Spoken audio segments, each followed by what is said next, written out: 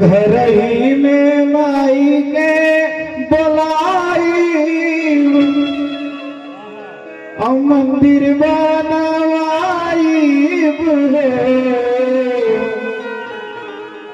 अब कहीं जाने की जरूरत नहीं है।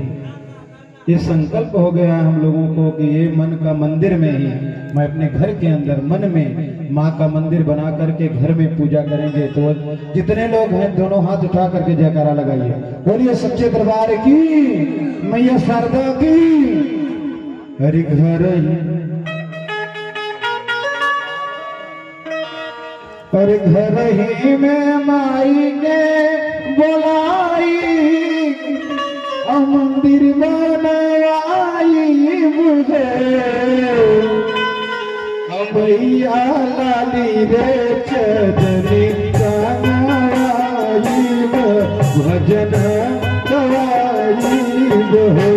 मैया लाली रे चदनी गाई भजन गवाई हो।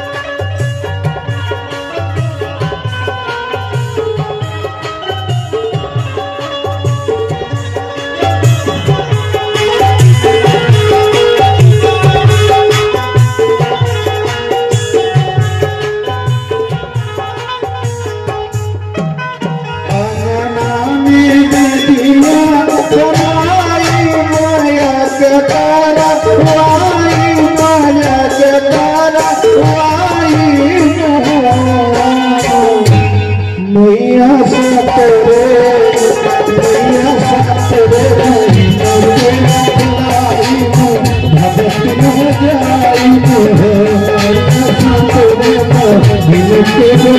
भगत न जाई भगत न जाई।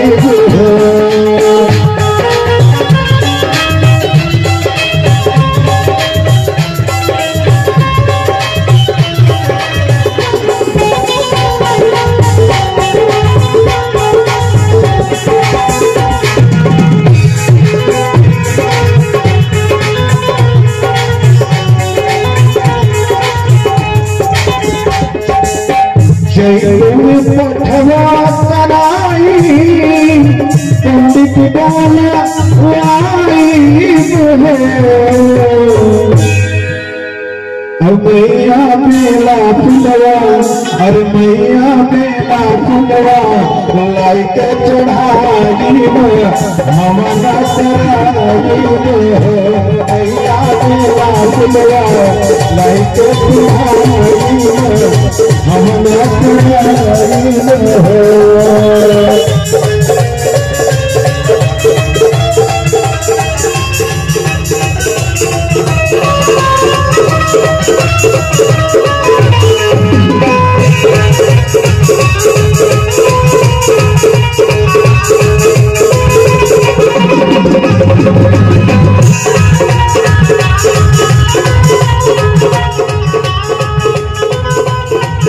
और भैया डीएम हर साल सोहर